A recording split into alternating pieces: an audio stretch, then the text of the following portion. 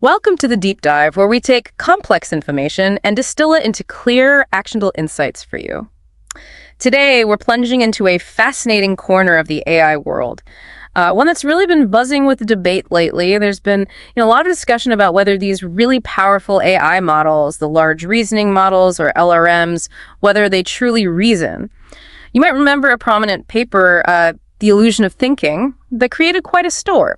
It claimed these models hit a kind of collapse in accuracy when problems got too complex, suggested fundamental limitations. But our mission today is to unpack a really compelling counterargument. It's found in a paper titled The Illusion of Thinking by C. Opus and A. Lawsen. And this paper, well, it directly challenges those significant claims. It reveals how apparent AI failures might actually stem from the very way we test them. It's a powerful reminder, isn't it, that even in science, how we ask the question can sometimes shape the answer we get. Absolutely. And what's so fascinating here is that Opus and Lawson aren't just, saying you're wrong. They're meticulously dissecting the experimental design of that earlier study by Shoje et al.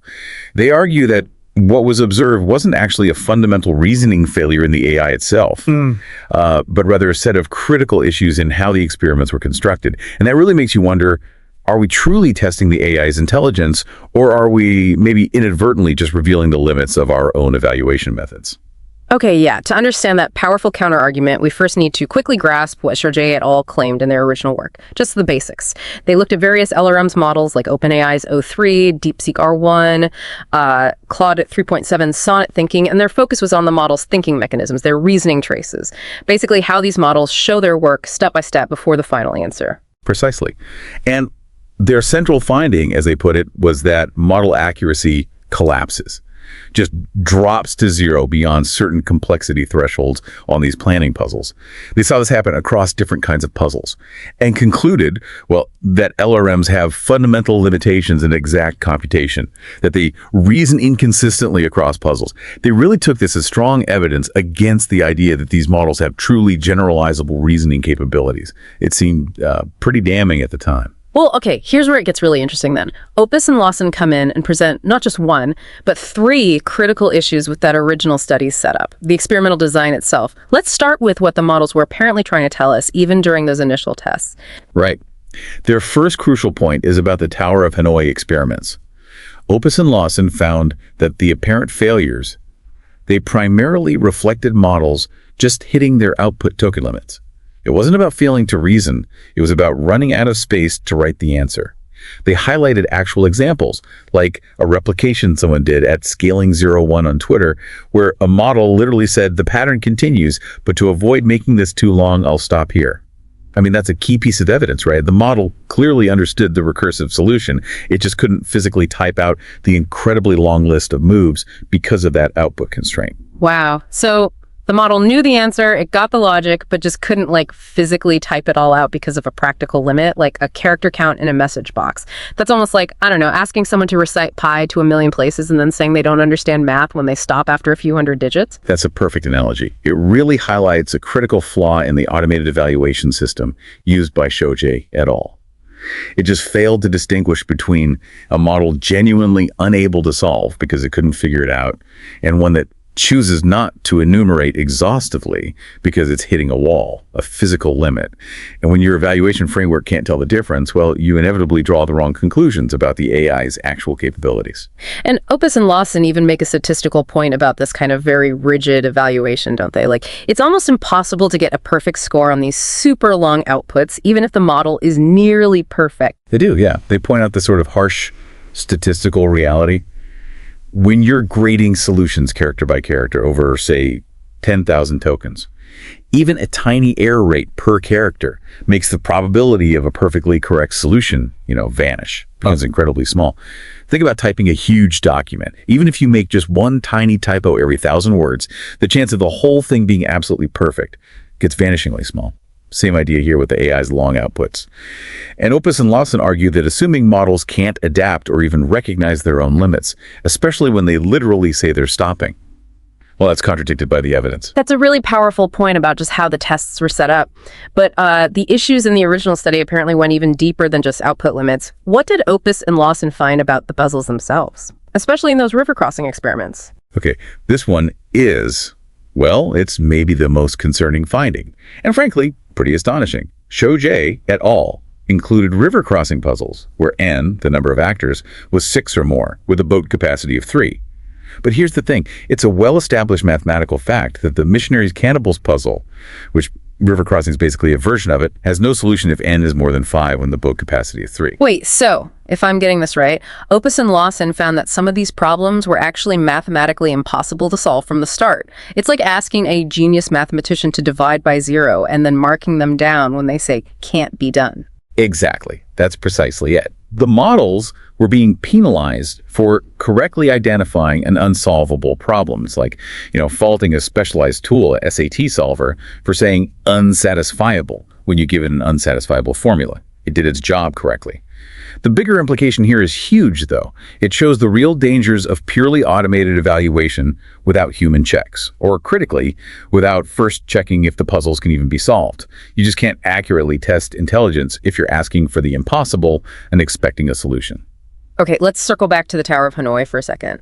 Opus and Lawson also talked about how those physical token limits directly caused the collapse the first study reported. Can you break down the mechanics? How did the output format itself lead to this apparent failure? Sure. So the original evaluation format for Tower of Hanoi, it demanded the full sequence of moves at every single step. This leads to something called quadratic token growth, which basically means the output length just explodes very, very quickly, even for a sort of moderate number of disks, n. So for n disks, the total tokens needed grows exponentially. Given the typical token limits for models like, say, Claude 3.7 Sonnet, maybe 64,000 tokens, or O3 Mini 100,000 tokens, the maximum n they could possibly solve in that format is actually pretty small, like around 7 or 8 disks. And guess what? The reported collapse happened right around those sizes. It lines up perfectly with these physical output limits. It was a ceiling imposed by the test format, not the model's actual reasoning ability.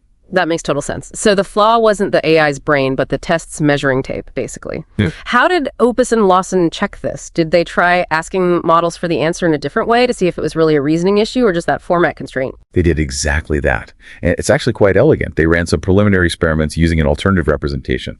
So instead of asking the models to type out every single move for, say, a Tower of Hanoi N15 problem, which would be astronomically long, millions or billions of moves they just prompted them to, output a Lua function that prints the solution when called. Much shorter. So just give us the recipe, not the finished cake baked crumb by crumb, and the results of changing the question like that. The results were completely different, strikingly different. They saw very high accuracy across the models they tested, like Claude 3.7 Sonnet and Google Gemini 2.5. And the solutions, the Lua code, completed in under 5,000 tokens, way under the limits. This clearly demonstrates that the models do possess the reasoning capabilities. They understand the recursive algorithm. They just need to be freed from that requirement to list every single step exhaustively. They can solve it. They just couldn't type it all out the way they were asked originally. It's like the model knows how to build the house, but you only asked it to list every single nail and then faulted it when the list got way too long. That's a fantastic example, and it really makes you rethink how we even define complexity for these AI tests, doesn't it? Was the original study's idea of complexity, based on the number of moves, really the right way to look at it? That's an excellent point. Yeah. Shoji used compositional depth, which is basically the minimum number of moves as their main complexity measure. But Opus and Lawson argue pretty convincingly, I think, that this mixes up mechanical execution, just doing lots of simple steps with actual problem-solving difficulty. For instance, Tower of Hanoi needs an exponential number of moves, yes, but the decision you make for each move, it's actually trivial, almost constant complexity, 1 if you know the algorithm. River crossing, though, much fewer moves, maybe around 4n. But figuring out which moves to make requires complex constraint satisfaction search. It's actually NP hard, much harder computationally. Okay, I see. So a model could easily churn out hundreds of Tower of Hanoi moves because each step's logic is simple. But then it might fail a river crossing problem with only, say, 10 moves, because figuring out those 10 moves requires much deeper abstract reasoning and a complex search. It's not about how long the answer is, but how computationally hard it is to find the path to that answer. Precisely. It's about the cognitive load, the computational difficulty for the model, not just the length of the printout. And that shift in perspective is really critical if we want to truly understand what these LRMs can and can't do. So given all these insights, all these issues with the original tests, what does this mean for how we should be evaluating AI reasoning going forward? What are the concrete recommendations that Opus and Lawson make for future research? How do we do better next time? Yeah, they conclude with some really solid, concrete recommendations. And these are crucial if we actually want to understand LRM capabilities properly. First, design evaluations that clearly separate the model's core reasoning ability from any practical output constraints like token limits. We need to measure understanding, not just, typing endurance. Second, always verify puzzle solvability before you test the model. Seems obvious, but clearly necessary. Don't penalize an AI for failing the impossible. Third, use complexity metrics that actually reflect the computational difficulty of the reasoning, not just the solution length or the number of steps, like distinguishing Tower of Hanoi from river crossing properly. And finally, they suggest considering multiple solution representations. Ask for the answer in different ways, like asking for the algorithm, the code, instead of just the full list of actions. This helps separate understanding the logic from just executing it. Wow, what a deep dive this has been. We started with this prominent paper suggesting large reasoning models hit a kind of thinking wall, that they just collapse at certain complexities. But what we've seen from the illusion of thinking is this really powerful counter-argument, that many of those apparent failures were actually just artifacts, side effects of how the experiments were designed. It wasn't necessarily a fundamental limit on the AI's ability to reason, but maybe more of a limit on the methods we use to test that reasoning. Exactly. And this just underscores the huge importance of really careful experimental design when we evaluate any AI capability, not just reasoning. It challenges us all to look beyond simple pass-fail scores and really dig into the nuances of how these models work, instead of making these big, sweeping claims based on potentially flawed tests. It's really about designing tests that measure genuine intelligence, or at least the reasoning process, not just adherence to a very specific, maybe constraining output format. So what does this all mean for you, the listener? As you navigate all the AI headlines and these constantly evolving technologies, well, the takeaway here isn't just about AI, is it? It's about the precision of measurement, really, in any field. When you encounter big claims about a technology's limitations, AI, new medicines, economic models, whatever, it's always worth asking, okay, how exactly was that limitation measured? What assumptions were baked into the test? The devil, as they say, is often hiding in the details of that experimental design. Yeah, and it brings us back to that core question, doesn't it? Maybe the question isn't whether LRMs can reason, but whether our evaluations are sophisticated enough yet to truly tell the difference between reasoning and just, well, very efficient output generation or typing. A truly thought-provoking idea to leave you with. We hope this depth dive has given you a shortcut to being well-informed about this fascinating ongoing debate around AI reasoning, and maybe more broadly about the science of how we measure intelligence itself. Until next time.